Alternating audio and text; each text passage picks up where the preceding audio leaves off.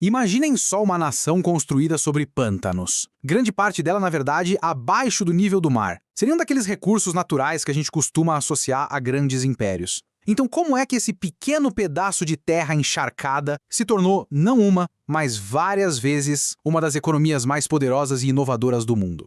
Essa não é uma história sobre ouro ou petróleo, não. É a crônica de 1000 anos de uma luta constante contra a natureza. Uma saga sobre como a necessidade se transformou na mãe de invenções sociais, financeiras e tecnológicas que simplesmente mudaram o planeta. Essa é a pergunta central que a gente vai desvendar aqui. A chave para entender a ascensão holandesa não está no que a terra deu a eles, mas sim no que ela tirou, a segurança. É isso mesmo. A geografia super precária, a ameaça constante de uma inundação, tudo isso foi um catalisador inesperado. Forçou a criação de um tipo muito particular de sociedade, uma que aprendeu que a sobrevivência e mais tarde a prosperidade dependia de cooperação, de engenhosidade e, claro, da capacidade de se reinventar o tempo todo diante de crises existenciais. Para a gente encontrar a raiz dessa resiliência toda, a gente precisa voltar bastante no tempo, mais ou menos uns 1000 anos. Na Idade Média, o que hoje a gente conhece como Países Baixos era em grande parte uma paisagem bem inóspita, sabe? Cheia de pântanos e turfeiras e constantemente invadida pelo Mar do Norte. A luta diária contra a água não era só uma questão de agricultura, era uma questão de vida ou morte. E foi dessa batalha, dessa luta pela existência, que nasceu o DNA social e institucional único dessa nação. E aqui a gente encontra a primeira grande inovação holandesa. E não foi tecnológica, foi uma inovação social. Pensa só, numa Europa dominada por uma hierarquia feudal super rígida, os holandeses criaram algo radicalmente diferente, os water shopping. A lógica era simples, a água não distingue entre nobres, clérigos ou camponeses. Uma inundação levaria todo mundo junto. Portanto, todos, sem exceção, eram obrigados a contribuir com trabalho e dinheiro para manter os diques. Era uma forma de governança super pragmática, descentralizada, que nasceu da necessidade de todos. E essa foi a base para tudo que viria depois. O impacto desses conselhos de água ao longo dos séculos foi gigantesco. Mudou a mentalidade nacional. Primeiro, estabeleceu uma tradição de autogoverno local, de responsabilidade fiscal. Segundo, plantou a sementinha do que hoje a gente conhece como modelo Polder, aquela cultura de negociação, de buscar o consenso entre grupos diferentes para resolver problemas complexos. E por último, ensinou a eles desde cedo a planejar, financiar e executar projetos de infraestrutura pública em larga escala. Uma habilidade que, nossa, se provaria valiosíssima. Agora, vamos dar um salto no tempo para o século XVII, um período de uma explosão econômica tão, mas tão intensa que ficou conhecido como a Era de Ouro. Com aquelas bases sociais que a gente viu já bem estabelecidas, os holandeses não só se tornaram a nação mais rica do mundo, como no processo eles inventaram ou aperfeiçoaram muitas das ferramentas financeiras que definem o capitalismo como a gente conhece hoje. O que é realmente impressionante é a velocidade com que tudo aconteceu. Foi uma coisa vertiginosa. Tudo começa em 1585, quando Antuérpia, que era o centro financeiro da Europa na época, cai sob domínio espanhol.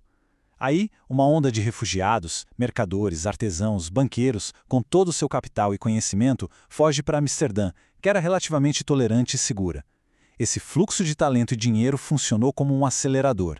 Em menos de 20 anos, essa nova energia foi canalizada para criar a revolucionária Companhia das Índias Orientais, a VOC, e logo depois, o Banco de Amsterdã, que se tornou o centro do sistema financeiro mundial. A FOC não era só uma empresa, era um conceito que mudou o jogo.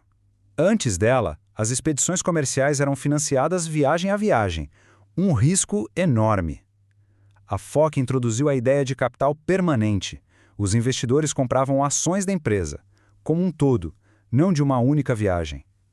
E essas ações podiam ser compradas e vendidas livremente, o que deu origem à primeira bolsa de valores do mundo. Essa estrutura permitiu que a FOC planejasse a longo prazo, assumisse riscos gigantescos e construísse um monopólio no lucrativo comércio de especiarias da Ásia, operando quase como um país soberano, com seu próprio exército e marinha. E este slide aqui ilustra de uma forma impressionante a consequência disso tudo. No auge, a frota mercante holandesa era simplesmente colossal.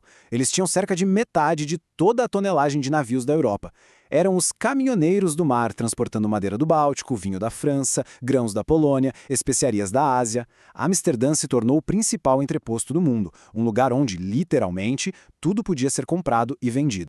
Mas como eles conseguiram essa dominação toda? O ponto-chave foi uma inovação tecnológica, o Fluit. Esse navio era uma maravilha da engenharia de custos. Ele foi projetado exclusivamente para carga, então dispensava os caros canhões, tinha um casco largo, meio bulboso para maximizar o espaço, e o mais engenhoso, um convés estreito para minimizar os impostos cobrados no Estreito da Dinamarca, que eram baseados na área do convés. O resultado, um navio que transportava mais carga com menos da metade da tripulação, simplesmente esmagando a concorrência com custos de frete imbatíveis. Só que, como a gente sabe, nenhuma era de ouro dura para sempre. O século XVIII marcou uma mudança profunda. Aquele dinamismo todo, aquele empreendedorismo que definiu o século XVII, começou a desaparecer. Esse período, que foi conhecido pejorativamente pelos próprios holandeses como Proeikentijd, ou Era das Perucas, viu a nação passar de uma economia de comércio ativo para uma de finanças passivas. O nome é bem sugestivo. As perucas empoadas da aristocracia francesa viraram moda entre a elite holandesa, e isso simbolizava uma mudança de mentalidade. Os descendentes daqueles mercadores audaciosos que arriscavam a vida nos mares agora tinham se tornado uma classe de rentistas conservadores. A principal atividade deles era gerenciar a vasta fortuna que já tinha sido acumulada, investindo em títulos de governos estrangeiros e empréstimos. A complacência, infelizmente, substituiu a inovação. Esse slide aqui resume bem essa transição. Amsterdã, que já foi o grande armazém do mundo, se transformou no Banco do Mundo. O capital holandês financiava a Revolução Industrial na Grã-Bretanha, as ambições imperiais da Rússia, mas, ironicamente, negligenciava a modernização da própria indústria dentro de casa. A riqueza se concentrou lá no topo, enquanto o resto da economia estagnava, perdendo a corrida industrial para os seus vizinhos. Avançando mais uma vez agora para o século XX, os Países Baixos foram atingidos por uma série de crises que abalaram suas fundações. Teve a Grande Depressão, a devastação da Segunda Guerra Mundial e, mais tarde, um paradoxo econômico que nasceu da própria sorte deles. Cada um desses choques forçou a nação a revisitar suas raízes e a se reinventar mais uma vez. Nos anos 60 e 70, a descoberta de enormes reservas de gás natural no Mar do Norte pareceu um presente dos céus, só que logo se tornou uma maldição econômica. O fluxo de dinheiro do gás fortaleceu tanto a moeda local, o florim, que os produtos holandeses ficaram caríssimos lá fora.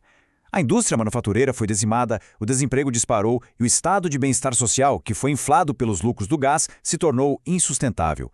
A nação estava doente de sua própria riqueza. Diante dessa crise profunda, os holandeses recorreram ao seu DNA histórico. O Acordo de Wassenaar, de 1982, foi a reencarnação moderna do modelo Polder.